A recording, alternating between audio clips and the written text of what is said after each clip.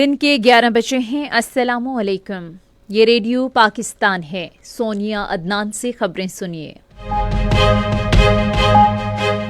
پہلے اہم خبروں کا خلاصہ۔ وزیر اعظم نے امید ظاہر کی ہے کہ غزہ میں جلد امن قائم ہوگا۔ میانمار کے وزیر خارجہ پاکستان اور میانمار کے باہمی تعلقات مستحکم کرنے پر بات چیت کے لیے اسلام آباد میں ہیں۔ پاک فوج کی جانب سے وادی تیرہ میں مقامی آبادی کی مدد اور معمولات زندگی کی بحالی کے لیے امدادی آپریشن جاری ہے۔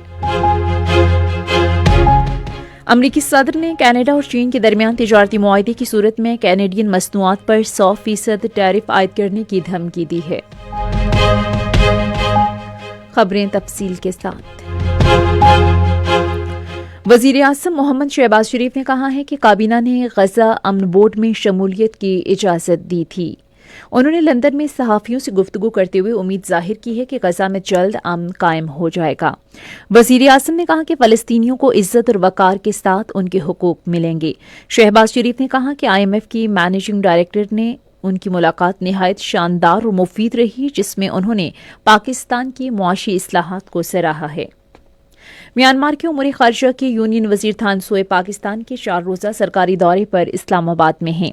ہوائی اڈے پر ایسٹ ایشیا پیسیفک ڈویژن کے لیے وزارت خارجہ کے ڈائریکٹر جنرل اور میانمار کے سفارت خانے کے حکام نے ان کا استقبال کیا۔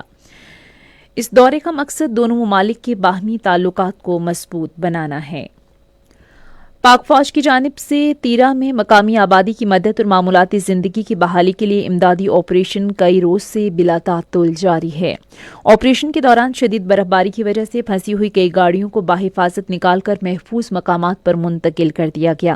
شدید موسمی حالات اور مواصلاتی چیلنجز کے باوجود پاک فوج اور FC کے افسران اور اہلکار امدادی سرگرمیوں میں مصروف ہیں۔ متاثرہ خاندانوں کو خوراک، کمبل، ہنگامی طبی امداد سمیت ضروری سامان فراہم کیا جا رہا ہے۔ پاک فوج کی بروقت کارروائی کے باعث علاقے میں اہم زمینی مواصلاتی راستے کامیابی سے بحال ہو گئے ہیں۔ مقامی باشندوں نے انتہائی مشکل موسمی حالات میں پاک فوج کے مؤثر امدادی اقدامات پر ان کی تعریف کی ہے۔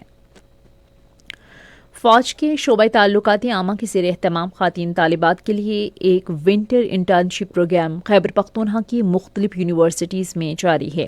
اس اقدام کا مقصد نوجوان نسل کی تربیت کرنا، قومی جذبے کا فروغ اور ملک کے دفاعی شعبے کے بارے میں آگاہی بڑھانا ہے۔ پروگرام کے ایک حصے کے طور پر طالبات نے پشاور کے اسپیشل سروسز گروپ پیرا ٹریننگ اسکول کا دورہ کیا، جہاں انہیں پیرا ٹروپرز کی پیشہ ورانہ تربیت، آپریشنل آلات اور عملی مشقوں کے بارے میں تفصیلی بریفنگ دی گئی۔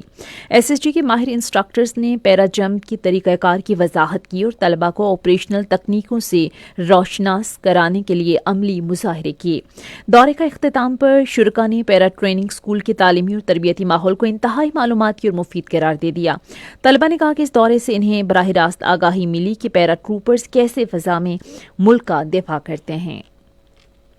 وزیر اعلیٰ پنجاب مریم نواز نے ڈسکہ میں ایک کار اور ٹرالی کے تصادم میں بچوں سمیت 5 افراد کے جاں بحق ہونے پر دکھ اور افسوس کا اظہار کیا ہے۔ انہوں نے سوگوار خاندانوں سے تعزیت اور ہمدردی کی۔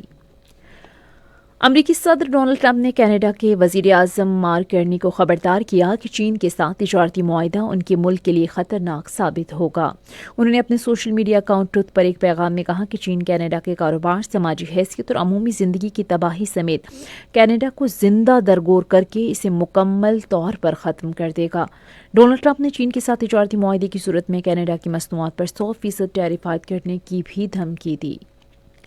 آج اسام کا عالمی دن منایا جا رہا ہے۔ یہ دن منانے کا مقصد اس بیماری سے وابستہ سماجی بدنامی کے خلاف آگاہی پیدا کرنا ہے۔ اس دن کے حوالے سے عوام کو آگاہ کیا جائے گا کہ یہ قسم کا بیکٹیریا سے پھیلنے والی بیماری ہے جس کا علاج بآسانی ممکن ہے۔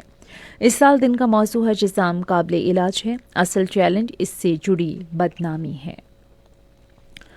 قومی ہنگامی امدادی ادارے نے آج سے ملک کے پہاڑی اور بالائی علاقوں میں شدید برف باری کے تازہ سلسلے کے پیش نظر برفانی تودے گرنے کا انتباہ جاری کیا ہے۔